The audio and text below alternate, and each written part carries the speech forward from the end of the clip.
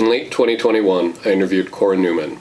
She's running for Montana's 2nd Congressional District.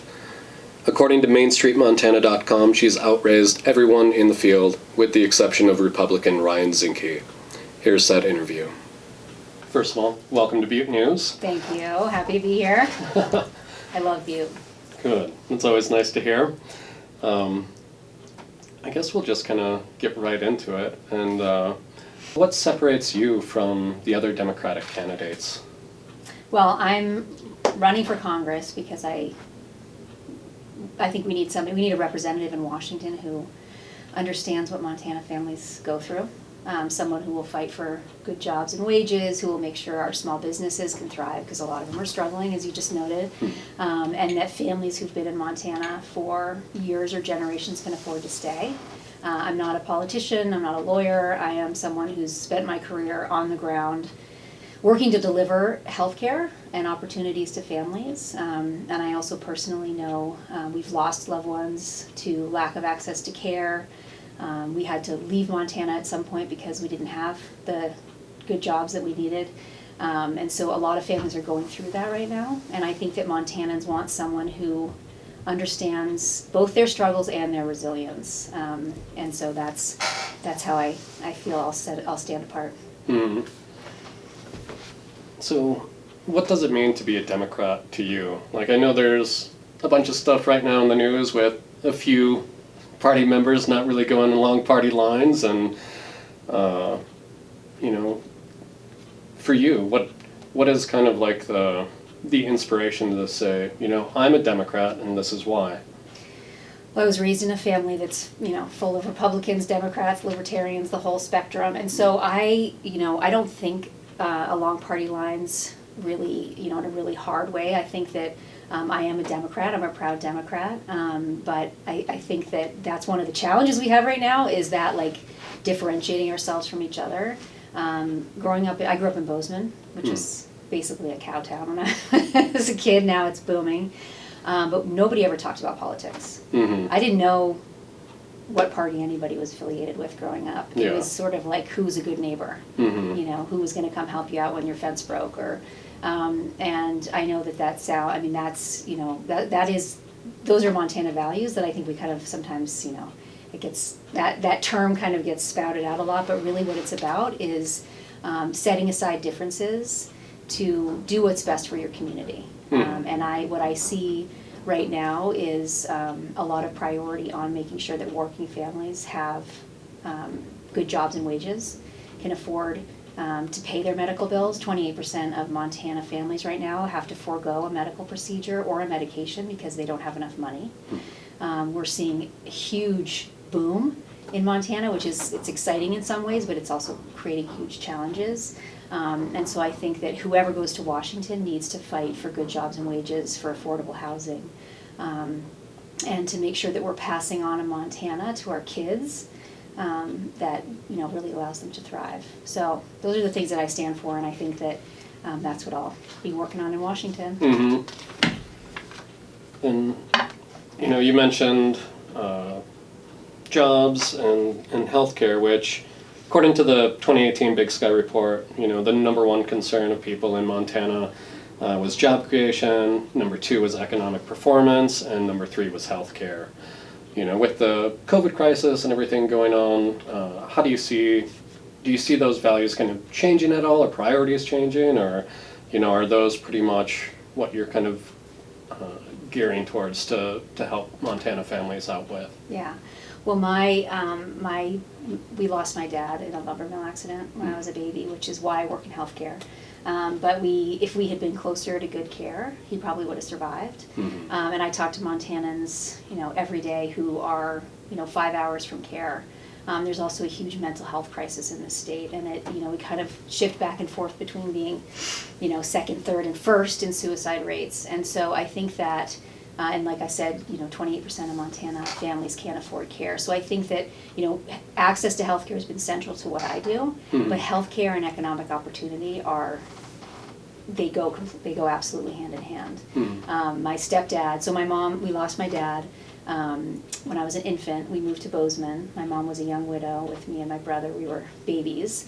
And when I was 6, she met my stepdad, who was a union carpenter. And I wouldn't be here without those good paying union jobs. And I think that that's where Montanans are feeling the pain right now. Wages and housing prices. Yes. I mean, one's going one way and the other's going the other. yeah, and I think that is what is really central for Montana families right now. And to me, that is part of public health. You cannot have good health care if you don't have money to pay the bills, and if you don't have food on the table. It also ties into public lands access. You know, I grew up on fresh harvested big game, elk, and we needed that. You know, if we didn't have that access to hunting and that meat, we wouldn't have had, you know, the food that we needed, the nutrition we needed to sustain. So that's also something that I think is always important to Montanans, and we have to make sure that we don't let all of our lands get privatized, because there's a pretty frightening movement right now in Montana to do that. And I think, you know, so access to healthcare, good jobs and wages, which ties into housing, and then, you know, continued access to our beautiful bounty of nature and natural resources here. Yeah, it's funny because that's the main reason why people want to come up here, and then they want to privatize it, and then we lose that aspect of Montana. I think we've taken it for granted. You know, I was so I'm excited to share that I've had an early win against our likely Republican opponent, Ryan Zinke. When he was head of the Interior, he slashed public lands. I mean, he oversaw the largest sell-off in American history, Which is something that doesn't get publicized quite enough. Yeah, but that was his agenda of his short time there before he was ousted for corruption. Yeah. But so when he did that, one of the first places he slashed lands was down in the Utah region, the Bears Ears National Monument. And I was invited in by local leaders based on my Montana values and our commitment to public lands. They invited me to come in, and I didn't realize until that time that Montana really is like the national beacon for public lands protection. And so I did go in, and I worked with farmers and ranchers and tribes and hunters and anglers and local businesses to push back against that, and it was just restored. So we're very excited, and I think that's, yeah, exactly. Like, I think in Montana we have taken it for granted and not even realized. I mean, when I was growing up, we would just get on a horse and ride. We didn't know whose land we were on, you know? Yeah. And seeing all those fences go up and seeing hunting lands privatized, there's just so many bad repercussions. You have a PhD from Oxford. You left Montana for a little bit, and you came back. You know, you hear the term brain drain quite a bit from here and from a lot of, you know, rural states. How do we keep educated and qualified people in the state instead of losing them to, you know, higher populated areas? Yeah, it's interesting. So my family had to leave in the 80s. Anybody in my generation, I'm 46, I always forget how old I am, in my generation probably remembers in the 80s there was a big economic downturn here in Montana, and my dad was driving from Bozeman to Great Falls, commuting for a good job, and we just couldn't sustain it, so we had to go out of state for work. And then my parents came back, but we were away for 6 years, and then I went to college, and I tried coming home so many times. And did you grow up here? I did. Okay, but if you talk to people, you know, I don't know if you're my generation either, but if you talk to people around my age, a lot of us went through that. Like, I applied for jobs, my husband applied for jobs, and we just, we had to be really determined to come back. I do think that it's changing. I think that Montana now with remote work, I think with just that mobility. I also think so there are more jobs. I am committed to, when I'm in Congress, to legislation that creates incentives for for growth in the energy sector, for growth in the business sector, for growth in the ag sector, so that, you know, young Montanans can stay and they see a future for themselves here. I think we also have great universities. So, and they're getting bigger, and I think that they're, you know, bringing in new programs all the time. I just heard that the public health program at University of Montana is like doubled or tripled. So I think we just keep investing in our universities, and I think for me in Congress it would be investing in programs that support farmers and ranchers, the outdoor industry, protect public lands, and really make sure that the industries here that are strong continue to grow. And what about small business? Because there's a lot of small businesses Yes. here, and there's not a lot of subsidies for small business. They kind of get eaten up by large corporations, and just here in Butte, we've seen so many small businesses just dry up over the last couple of years, just because it's, with all the restrictions and everything, it's so hard to keep the businesses going, and with shortages on supplies and stuff too. Is there anything beyond just doing like a small business subsidy that is going to help those businesses? Yeah, for sure. And you've had a small business. Mm-hmm. And most of my best friends from childhood have small businesses. Montana is definitely driven by small businesses, and I think we have about, this maybe like a year or two old now. It's probably more, unfortunately, but I think 10,000 small businesses in Montana that have an owner aging out and having a hard time finding a replacement. So Yeah. there's also a lot of potential with our small businesses, because they really are the driver of most of our economies. But one of the things that I learned growing up in a union household is that wherever there are unions, all boats rise, because there's more money in the pockets of families. And I think that would be a way, other than beyond support for small businesses, creating a good tax and business environment for small businesses to be attracted to Montana and to grow here. I also think you want to make sure that there are people shopping at those stores, people having children here. Like my kids are working in Bozeman. They're making great money because there's so many jobs available right now. So I think you want to make sure, like the infrastructure bill that's hopefully coming through will, deliver good jobs to communities here. That helps small businesses. So I think it's the whole ecosystem of a small economy. Yeah. You mentioned a little bit of this with, Ryan Zinke being ousted for corruption. How do people compete with, big corporate donors, basically, as far as keeping, representatives accountable and everything? Do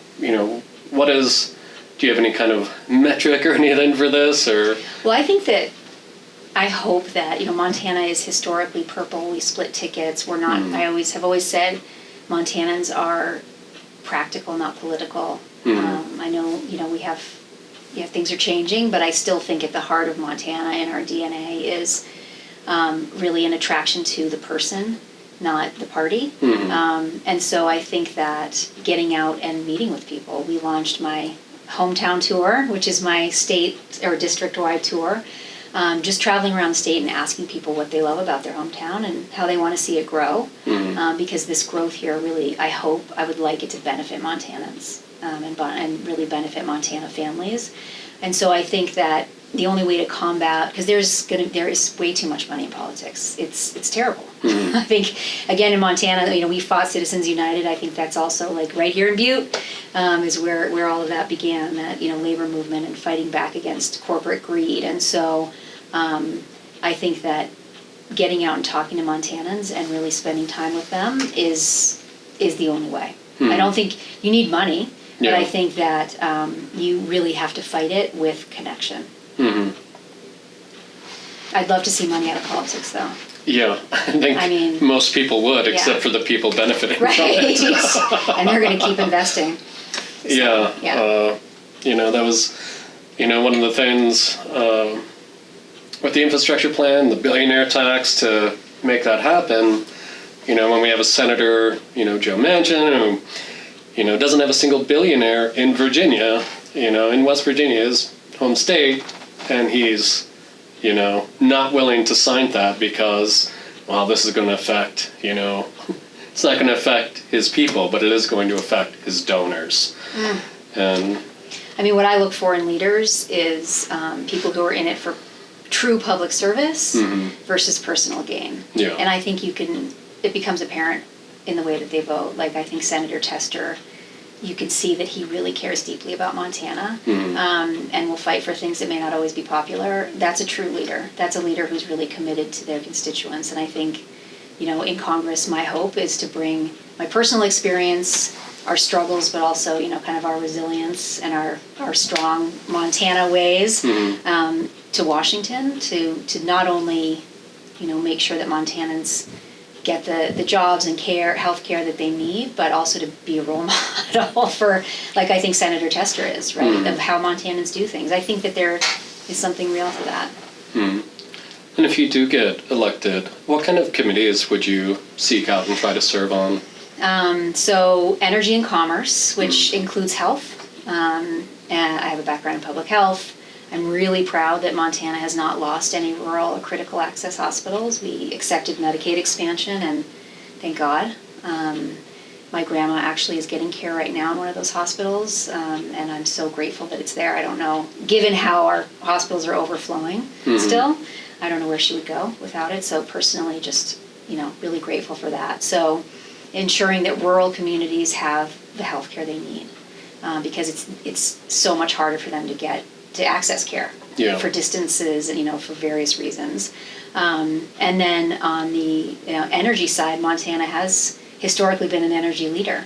And I think we have huge potential to continue in that vein with all types of energy, including renewable energy.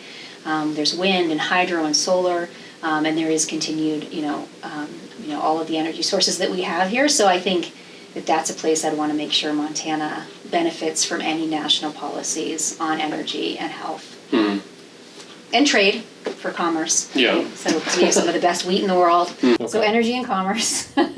Agriculture, speaking of wheat. Our farmers and ranchers are suffering right now from, this was one of the worst droughts we've had in many decades. I know a lot of ranchers were selling off, hundreds of heads of cattle because they just couldn't feed them.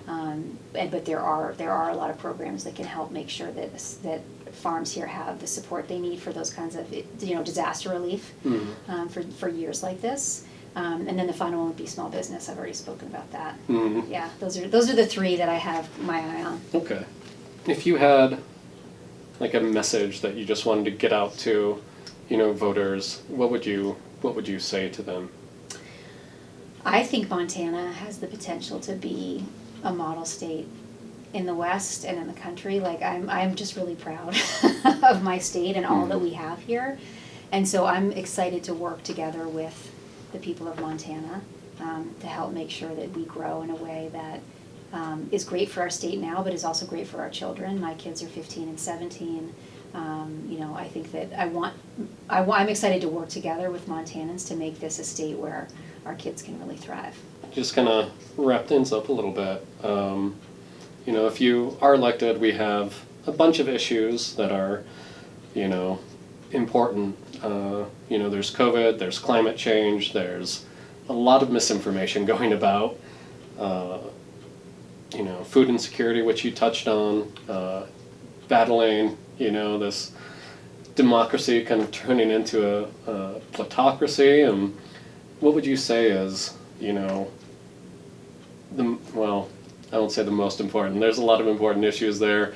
How do you begin to kind of combat these issues, I guess, when you get into office? I mean, I'm a proud product of public schools. My kids are in public schools. I've been really impressed with the way that our educators are helping our kids really ask questions about what they see online. And I think we have to make sure to do that, to check your sources and to listen to people you trust. So I think that's a big one. I think we also have to hold some of these media companies accountable for how information spreads. So that's one that I think it really, I just want to give a shout out to our educators, our public educators out there. They're working really hard to try to combat so much of the misinformation.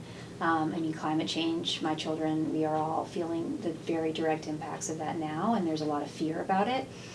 And so I think there's some really bold plans on the table in terms of investing in transition to different types of energy sources. I'm very committed to making sure unions benefit and that there are prevailing wages and many good jobs that come out of whatever that transition is.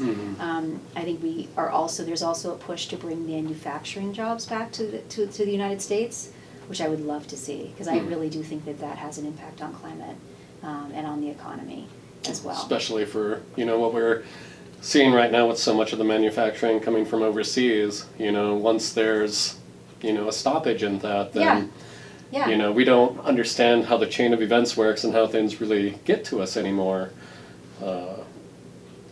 But there's shortages for all sorts of things. Yeah, and I mean, just thinking about like the incredibly rich agriculture land we have here in Montana, we should be able to invest in the farms we have here to make sure we have all the food we need. Mm-hmm. Things like value-added, processing, ways for farmers to make sure that they can bring their food straight to the tables of Montanans. So I think that's part of the like Montana being a model state for the West and the country. Yeah. We really, where there's a will, there's a way, Mm-hmm. and I think we can really be a leader in agriculture and energy. Yeah. One thing that Montana could be, where a lot of other states would have a lot of issues, since, we do have so much open space and whatnot, is we can be a lot more self-sufficient and self-sustainable. Yeah, absolutely. We absolutely can, and I think that's something that's going to become more and more important as climate changes. Mm-hmm. I think we're going to have more people coming here too. That was another Right, thing, climate is refugees, and I continental think- migration. And I think why not set ourselves up to thrive, to set up and develop in a way that where again Montana families benefit from that shift. Mm-hmm. Yeah, with so much emphasis still kind of on the fossil fuel industry and everything, and you can't forge your way into the future when you're still powered by the past. It's important to have other forms of energy and things that are going to be more sustainable than what has been working here. As long as they right bring now. good jobs. Yeah. That's what I'm committed to, yeah. And which is possible. Yeah. I mean, you still need workers in those areas, and Yeah. that's not going to go away. It's just the end result is, hopefully a little bit greener. Yeah. Yeah, and the other message I have, so I've been working on COVID Mm-hmm. over the last, it's going to be 2 years soon. But I do think we can come through it stronger. I think there have been some great investments made in our health system, in local leadership, and in small businesses that will still bear out. And so I think, we've been through hard times in Montana Mm-hmm. before, and we can get through this, and I do think we can get through it stronger. Yeah, living in Butte the last 6 years, I grew up in a rural town in Illinois, and it was an old coal mining town. We had a huge coal mining disaster, and once that happened, the coal mining company just up and left. They're like, Walked yeah, we're away. out, yep. And, when I came to Butte, it reminded me so much my hometown, and I was always told to stay away from Butte. Oh, They're like, don't go to Butte. why? And, I love you. Yeah, it is a great place. I like to think of it kind of like as a little lost city. Yeah. It definitely has this kind of mystery to it and whatnot, but the economic downturn, you said in the 80s, like it definitely hit Butte really hard. That's when the mines shut down, was I believe 82 or 83 for the most Yep. part. And, we're still trying to Okay. rebuild from that. Any last words or anything? Just, I think that last, like the message of hope, honestly, I think it's been a really, really hard. I don't think there's any family in Montana that hasn't been touched by COVID and what's happening with the economy. And so I think that, my mom was a young widow when she moved to Bozeman, and our community pulled around us and helped raise us. And, I still think that's at the heart of our Montana communities. And I think that we have to just, have hope that it's going to get easier and better, and that we'll come through stronger. Well, that's a much better message than doom and gloom, which is easy to kind of fall back on. Yeah. But Yeah. Thank you, Cora Thank you Neumann. so much and for having me. You're welcome. Thanks for your message of hope. Yeah.